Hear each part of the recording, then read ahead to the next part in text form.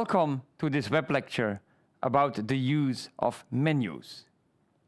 Menu selection, with the emphasis on selection, is a case of the use of menus, forms, and dialog boxes, and has many commonalities with these other techniques. They organize the selection and the data entry tasks. But menu selection only does the selection part. These different techniques are effective because they use recognition instead of recall. We don't have to remember what the commands are, what the possible choices are, because they're all presented right in front of our eyes. In order for that to work, we need to use meaningful names. For instance, use copy in a cut, copy, paste menu, and not the lesser used word snarf, as they did at Bell Labs in early editing systems that said cut, snarf, paste. We also have to make the most common actions easily available, and that's why in many systems not everything is available through the menus. Often we have a single menu which comes in three different types. A binary menu, and here we see actually a dialog box, but it only offers a choice between yes and no. So, in fact, it is a menu. Menus do not always appear as the traditional pull-down or pop-up menus that we're familiar with. We use mnemonic letters also for shortcuts. If you look closely at the dialog box, you will see that a letter in yes and a letter in no are actually underlined, indicating that you can also use that letter instead of moving the mouse to the appropriate box. When you have more items, we have single choice menus that show radio buttons. Like here we see a small question, what is your gender? It has three possible options from which you can only choose one. When there is more possibilities that you can all check, then we use checkboxes instead of radio buttons. In this case, there are 5 options, right, and 3 have been selected. When in a course, as we often do nowadays, we have a multiple choice test. Each question out of the test is in fact a menu that offers a limited number of possible selections. We have pull-down menus, which are always available through a top menu bar. And also there may be keyboard shortcuts to support expert users to give them quick access to the menu, but also quick access to selections from the menu directly. We also have toolbars and menus with icons and palettes with different options, which all offer you the possibility to select a command from a given set of commands. So that also is a case of a menu. Then we have pop-up menus, typically also called context menus, and they're often accessed on a PC by right-clicking the mouse. They appear then wherever the mouse happened to be. They can also appear when you tap right on the screen, right, if that has been implemented. Here we see an example of a screenshot where we see a toolbox, right, with menus. It can have been a tear-off menu, but so this is a part of the interface that offers you a number of options, and so this toolbox is actually a menu. We also see the traditional pull-down menus from the menu bar at the top. Single menus can also be used for longer lists, and what is often done is to present scrolling menus. Scrolling menus generally are not such a very good idea because it can be cumbersome to keep the menu popped up while you try to scroll. Combo boxes look like a scrolling menu, but they have an perhaps initially empty text field at the top. And you can actually type into that text field, but you cannot type any arbitrary text. You can only start typing the name of one of the items that appears on the menu. This, for instance, is often used to make you enter into a form your country of residence. When you start typing an N, right, the menu will be reduced to all the names that start with N, or it will scroll to the names that start with N. And for us people in the Netherlands, it's frustrating that the first item that is suggested is then not the Netherlands, but Namibia. Fisheye menus also display all of the menu items on the screen, but they show items near the cursor at full size and other items are smaller. And a typical example of that is the animation that happens in the dock on the Macintosh, where the item you're about to select is magnified dynamically. We also have sliders and alpha sliders to use. Sliders are good for selecting from a range of numbers. Doesn't have to be a consecutive series of numbers. It can also be something like 2, 4, 8, 16, right? But a small range of numbers.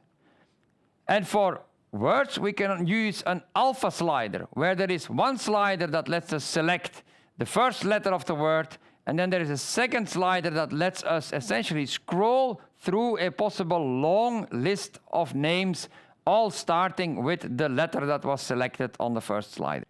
When we look at a website or the Windows Explorer or the Macintosh Finder, we see a window filled with icons. In fact, this is also a menu. The only thing you can do here is select items, one or more, that are presented on the screen. So there are many occurrences of menus in things that we don't typically think of as menus. We can have embedded menus that are an alternative to explicit ones. We can have a page of text with a sort of an embedded form that asks you for yes or no, or that asks you for entering your gender. They don't look like a menu as such. They can also be, for instance, in this example, be embedded into a map, where we see the map, but in that map on the left, there is actually a menu from which we can select items. We can have combinations of multiple menus, as for instance, a linear menu sequence that guides you through a complex decision-making process.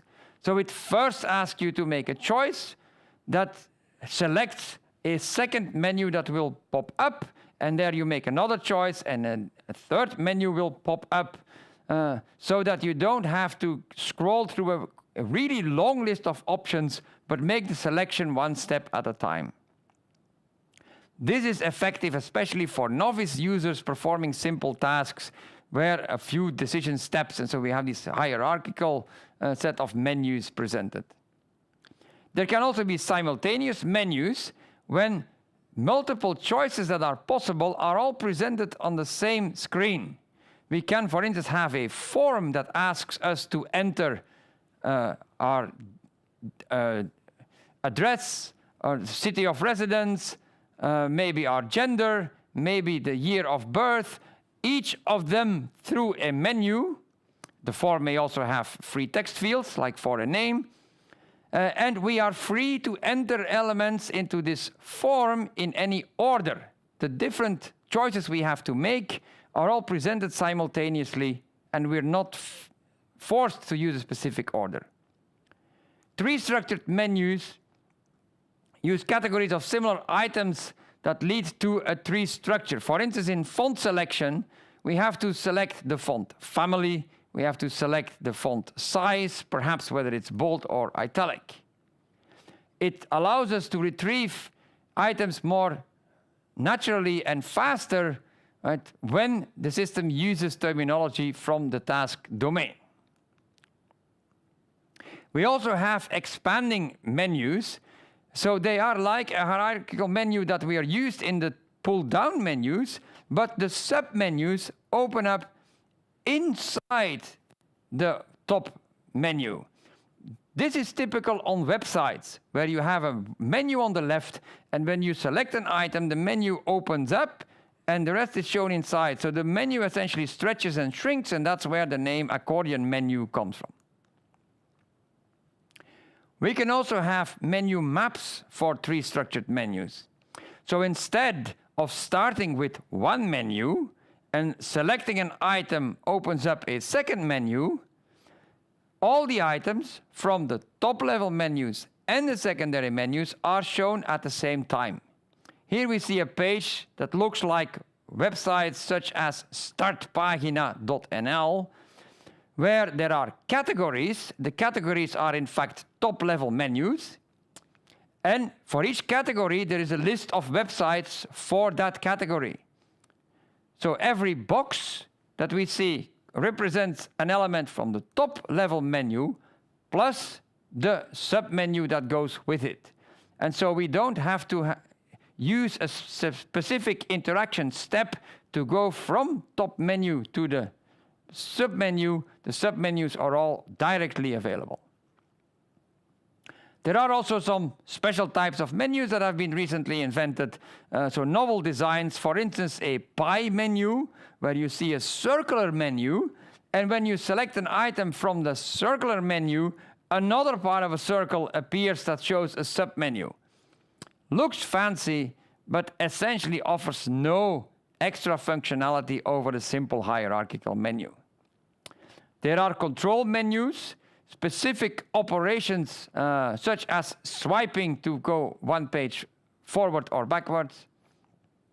Marking menus, where you select items and when you release a button, the action is performed.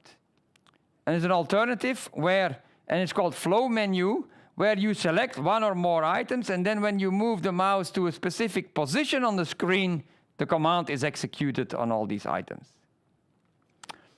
There are also tool glasses that require two-hand operations. So with one hand you select items and with the other hand you then perform the operation. On really small displays, coming up with good menus is a daunting task. There are only a few lines of text that are possible and we only have a few buttons. Typically on phones like the one shown here, there is a button on the left to select an item to execute a certain task. There is a button on the right, either for going back one step or for exiting from the menu, perhaps when you activated it by mistake.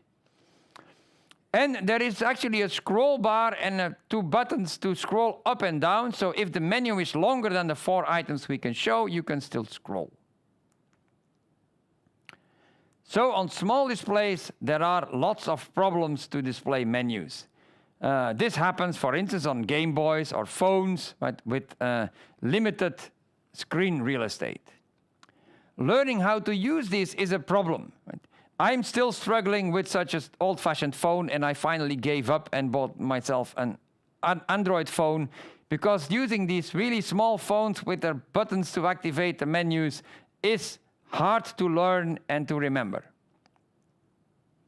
They use hardware buttons, but newer systems all use touchscreens, but the screen needs to be perhaps a little bit larger, or you need to use a stylus instead of your fingers, right, if the screen is really small. Navigation and selection is a problem on these small displays, right? That's why on the phone we saw these separate buttons. You expect interactions with the small displays, right? And that is hard to do when there is only room for a few finger positions there. Tapping with fingers makes it harder to position, but if you can support tapping with fingers, it's better than using a stylus, even if only for the reason that people will lose the stylus. We can also automate parts of the input. When we ask people to, for instance, provide their location, we can often avoid most of that by using the GPS that is included in modern phones. Finally, a last category of menus are audio menus. Audio menus are used a lot on phone systems when there either is no display or there is actually no transmission channel to send data to show on the display. But audio menus can also be useful when there is a display, but you don't have the time to look at it, when the task at hand requires you to look elsewhere. There will be verbal prompts. The menu will give you a description of the options, and you can then provide the input either by saying something or by using the keypad. So often we hear something like, okay, press 1 for banking, press 2 for insurance. Newer systems no longer require us to do that. When I call my bank, they just ask me what to do. And I can say, insurance. And that will be interpreted. But they only understand a few words, so it is still a menu, but they eliminated the prompt. I can only say what my choice is. Audio menus also suffer from the problem that they are not persistent. They say, oh, press 1 for banking, press 2 for insurance. What was 1 again? And it's not retained. So you have more cognitive overhead. Finally, a good advice when you use audio menus is that you must allow users to make a selection once they heard it.